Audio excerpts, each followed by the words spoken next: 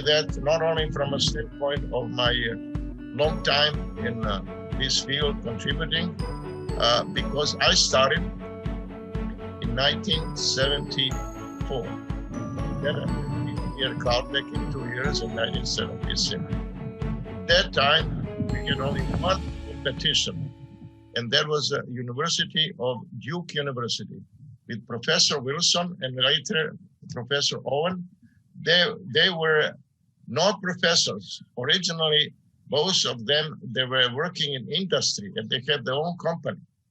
And then they started a Duke University program a couple of years before Professor Middlebrook in 1968, trying to bring high frequency into the power conversion. So I'm not saying that there were no other universities doing power electronics, but at that time, power electronics was silicon control rectifiers and, few kilohertz and so on. Even when I started in 1974-76 and made the first design, we were doing a buck converter at 4 kilohertz and 6 kilohertz, not even 20 kilohertz, because bipolar devices couldn't handle it. And not only that, cores had a problem with sinking and so on because of the crack and all other stuff. While I'm bringing that, at that time, there was only one conference in the world, first power electronics of high frequency. Actually, Caltech was the second university which started the academic program in power electronics. And started with Professor Middlebrook in 1970 as a consultant, and he started in 72 at Caltech. First conference of high frequency power electronics, sort of modern power electronics, was at MIT. And the second one was at Caltech, where Professor Middlebrook was chairman. And what happened in the second in 1972, they still call the conference power conditioning conference. And then everybody was saying, wow, this sounds smell like air conditioning, doesn't say anything high tech and fancy. So they changed it to Power Electronics Specialist Conference after 2-3 different title changes. Also, what I'm trying to impart on you, at that time, we who were doing this conference, presenting the papers, conferences had 3 presentations in the morning, 3 presentations in the afternoon, 1 hour presentation, half an hour discussion. In 2 days, there were 12 papers and so on. And that was a conference then. There was proceedings, and we were not publishing this in any other journals. Now, this whole field is totally, out of whack, in my mind.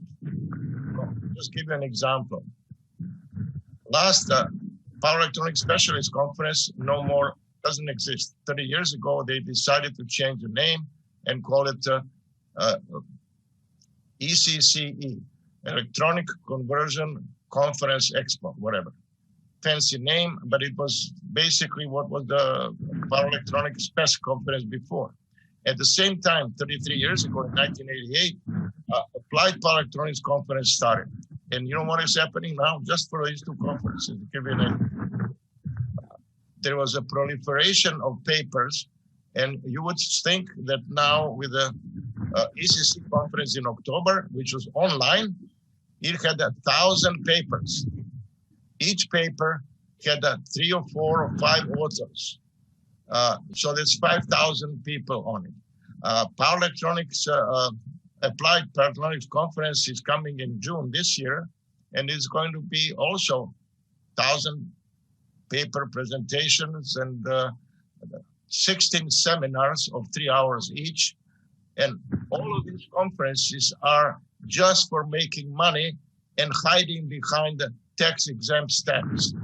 Don't teach anything. I had people who told me, they said, Dr. Chuk, I didn't want to come to APEC, and I wanted to get your courses, but my company wouldn't let me, and they actually insisted that I go to the conferences rather than spend a week. That time I was giving 1 week conference, a 1 week presentation.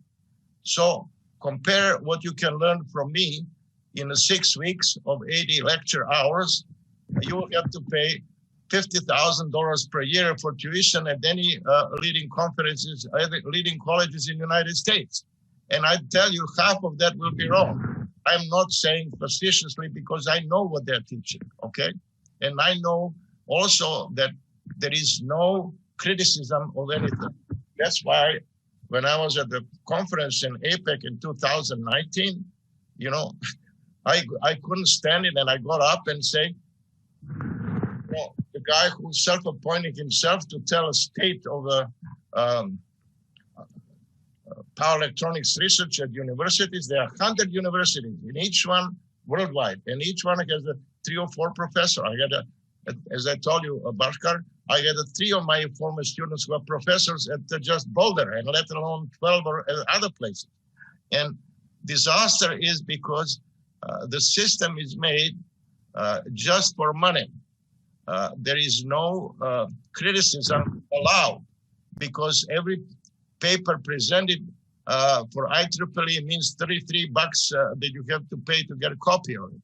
Okay. And how much you learn for this Power Electronics Journal, one out of 38 societies of IEEE with 500,000 people. 150,000 people are in the power electronics nominally. So they charge $250 per year membership. So they make $1 billion money just for that. And what? They don't pay any taxes, and you know, they run everything for free. Why? Because all the reviewers, which used to be professionals who are paid to be reviewers, they are now volunteers, you know, quote. And what do volunteers do? They want to just have a portal on which they are going to expose themselves as a consultant. I had last year, the guy, Eric Person, said, 20 years ago, I didn't know anything in power electronics, and I kind of put out, I want to give a course there. And he said, I did a course there just because I didn't have a job and I wanted to get exposure for my consulting business. That is what is happening in the power electronics now.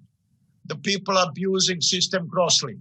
And you guys who are working in the field, you don't see the left from the right, okay? You don't see how much you are being exploited and not learning anything, okay? And paying tremendous money for it. My own daughter was actually editor for some of this chemical engineering, whatever, she's electrical engineer, signed up as an editor. And as a main editor, she has a couple of others who are helping.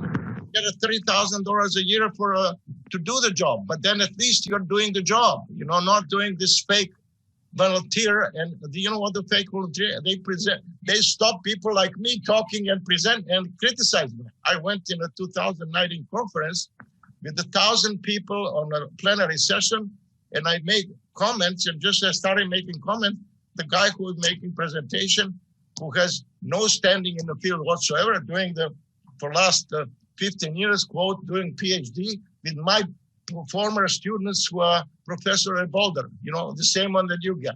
And then he gave a sign like cut off, and they cut off my microphone. Can you believe it?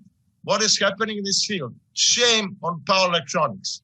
And you guys are young, and you have to stand up and fight against it. Don't allow that to happen, you know, because this field is already degraded with monopoly of all these companies, which I've been, look at all this, Google, Facebook, Amazon, even Apple, what they're producing.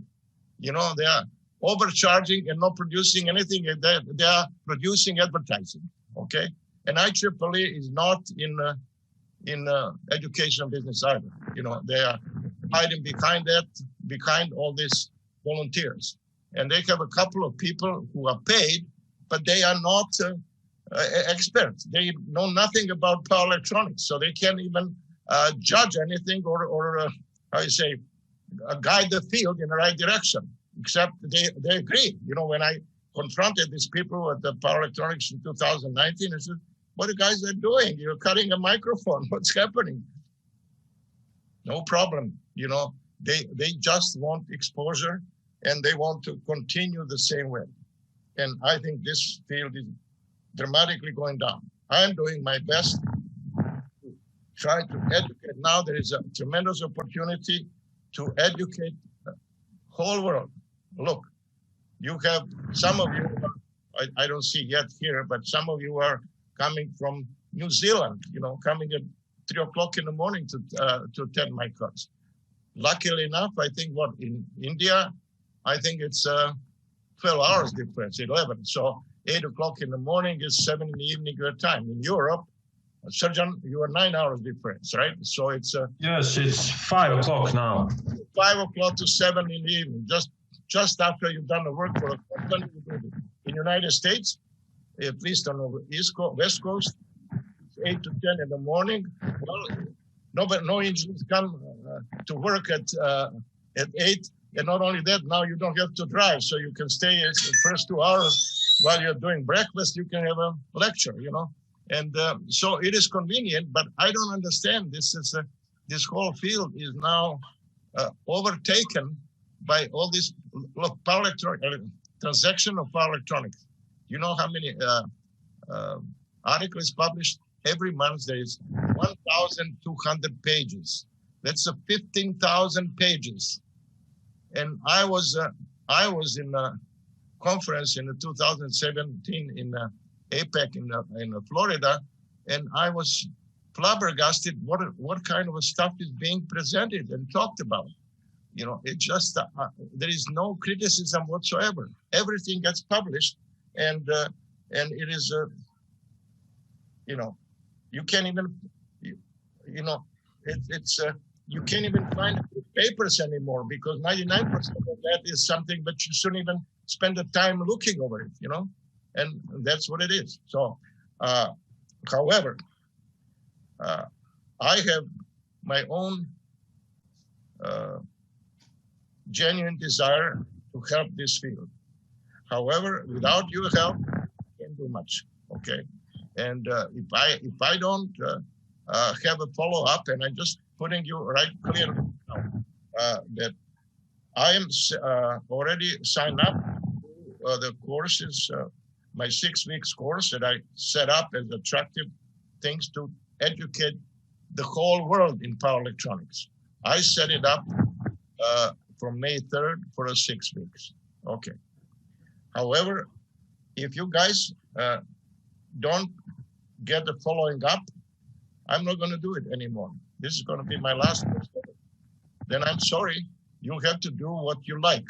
Free courses for Coursera, Udemy, and you get what you pay for, okay? And because I have much better things to do with my time, and which is 2 things. Next course that I'm doing, whoever shows up, I don't really care anymore. I'm preparing every day 2 hours lecture, which I want to make sure to leave for the whole power electronics community the textbook, how the power electronics is taught. And that is what is my mission in the next 6 weeks. Whoever joins, they'll have a benefit of all tremendous material which have access to it, directly my lectures that I'll be preparing every day. And out of that, they will come out the textbook. More exciting is I am now at the point that I have for the first time realized that in the last few years, I probably made more advancement with my new inventions that I did for the last 30 or 40 years. And why? Because I am now to the point that I mastered so much power electronics that any new ideas, I have now tools, and I'll teach you in this course. Some of the tools are like how to use simulation programs. That was, I think, one area which was tremendously neglected because it's suffering from convergence problems, suffering for accuracy, suffering from many other things, and it's generally not that useful. Because it outgrowth on the SPICE programs, which are really designed for a IC circuit, you know, where you have million transistors, so you have to have a computer with a very detailed model of each switch transistor or analog or digital to come up with working model. Power electronics has only switch and on resistance of the MOSFET device, and then has a,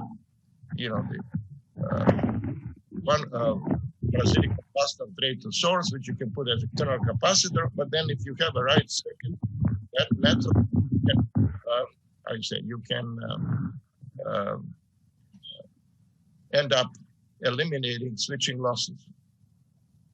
High voltage devices, you need a high voltage, zero voltage switching. So you need a pair on a primary.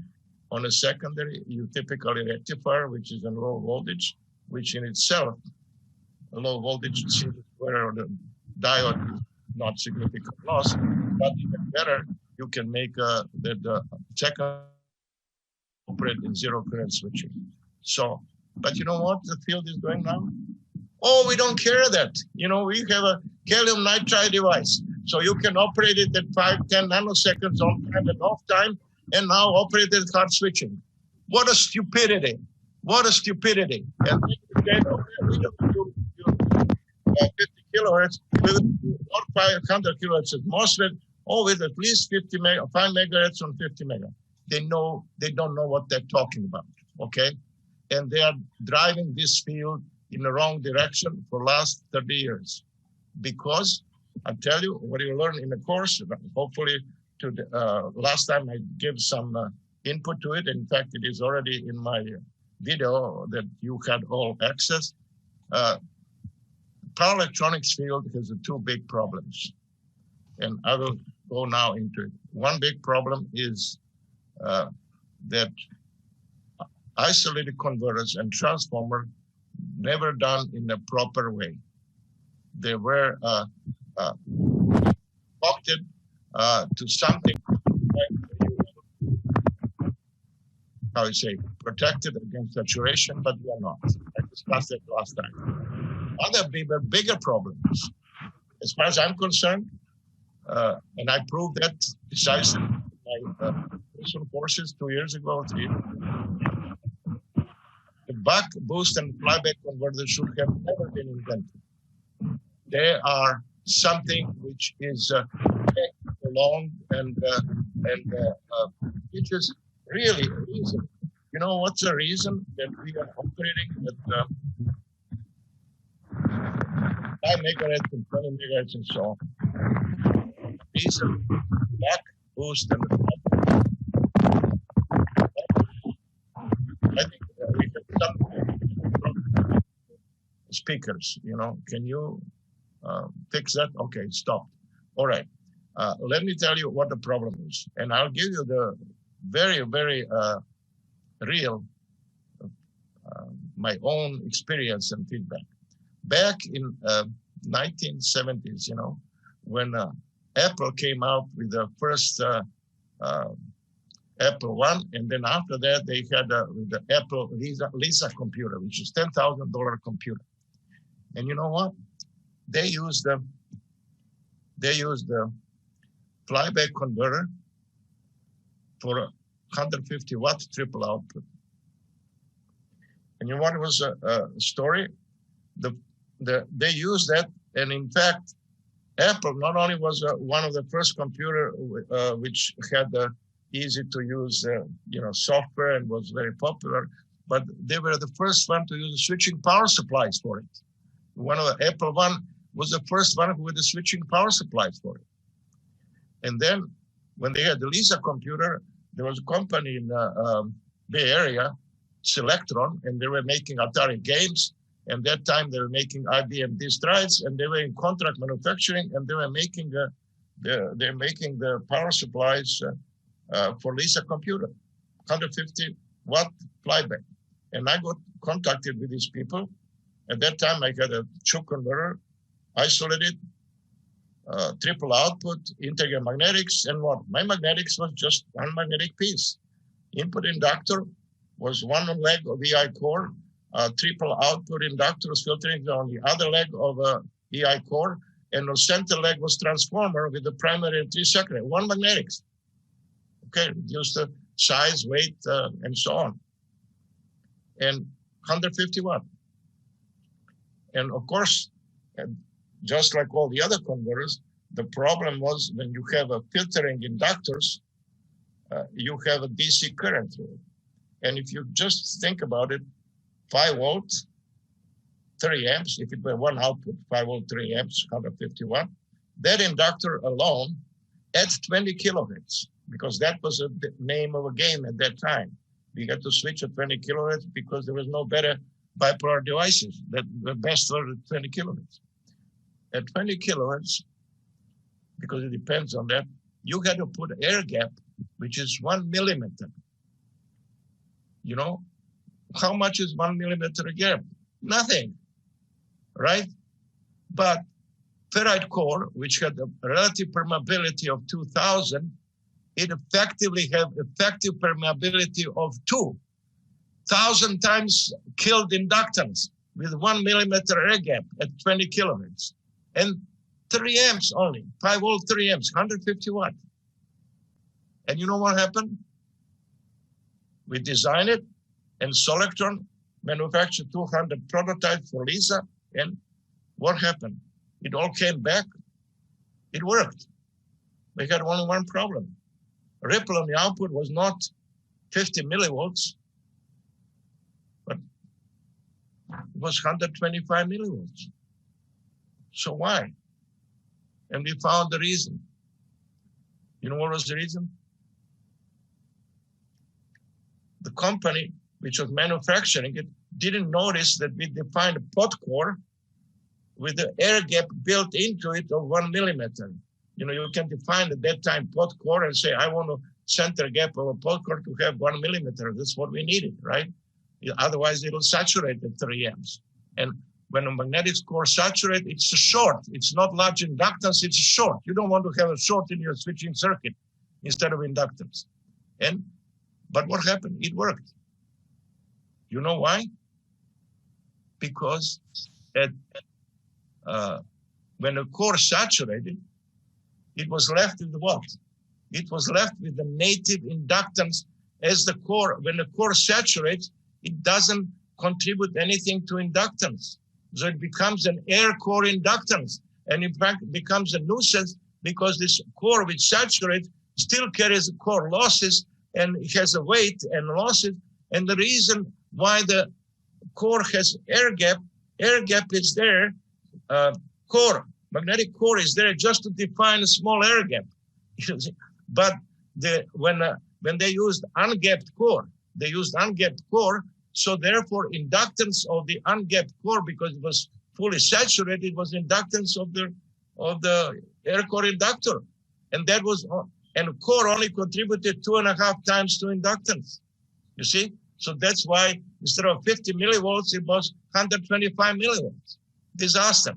That's when I realized we are doing something wrong in power electronics.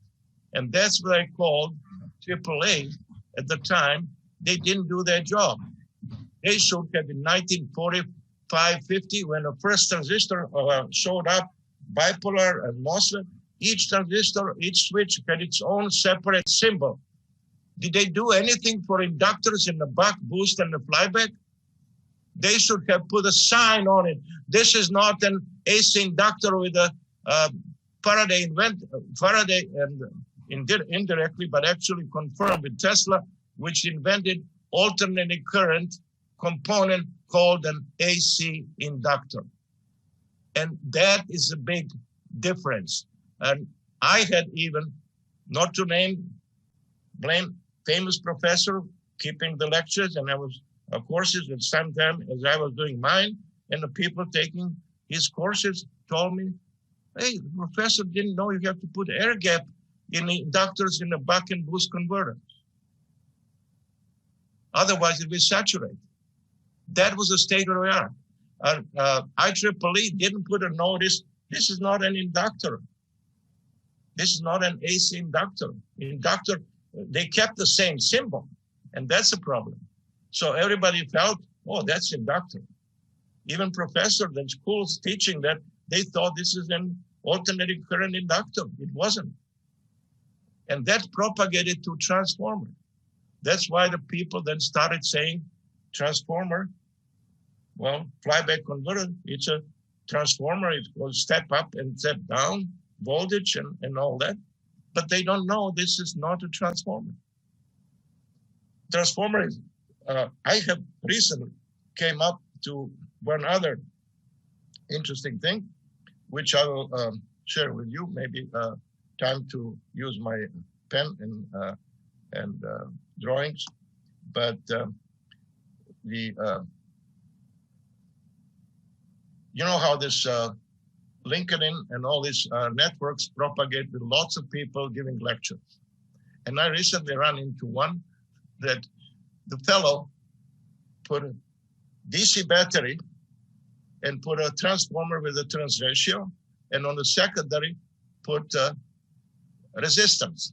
And he gets a whole lecture of half an hour how this DC voltage on the input will be transferred at turns ratio of a transformer into the voltage on the output, and then divide by find what that voltage on the output by turns ratio, divide by resistance on the output, say this is power on output, and then now if reflected on input will be input power.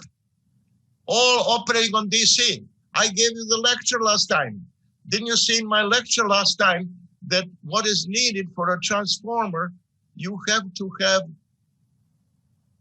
an AC alternating current inductor, which is playing a role on magnetism inductance. Is this the only place which does this mistake? I'm been fighting now, frankly, and I have no reason to say that. Not to mention one of the leading companies, which I adopted for my power electronics simulation as the only company which makes sense, which is a Plex from Plexim, and they use the model for a transformer, turns ratio model. I said, that's not a transformer. You can't use that. You have to put on a primary of that transformer, you have to put an inductance. And then when you do simulation, if your simulation shows that that inductance has a zero average current, then that is a transformer. Other than that, it is not transformer. It is a flyback inductor which stores energy. And of course, how do they in simulation? They said, oh, we don't need the inductance there. We'll just use ideal turns ratio transformer as a model of transformer. And you know what the problem with that is? Oh, what did I do?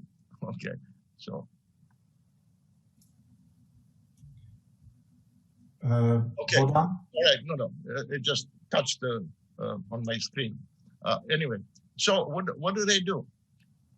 Of course, you can use a turns ratio ideal transformer with a without magnetism inductance. You can use it as a, how to say, simulation-wise, you can reflect everything from a secondary side to the primary side and operate like nothing happened. You don't need that inductance there, but you need it because that's not a transformer. You need to prove to yourself that's not a transformer. Last time I showed you how I solved that problem with the true converter because I split that floating capacitance into two, and when I put inductance in the center, that inductance is shown to be both flux balance, which you need to prevent against saturation due to the flux imbalance, but also charge balance, because each capacitor has its own charge balance. And I told them, look, if you use that kind of, and tell people to model a circuit with power electronics, where they use the transformer with just a turns ratio and not with the magnetism inductance, I could invent 1,000 different converters, and it would be great converters. But all of them, if I use that without magnetism inductance, will be wrong. They wouldn't exist. You couldn't build it. You know what I'm saying? Okay. So let me get now back to a point that I want to continue here and then give you some starting point about a transformer where we stopped last time.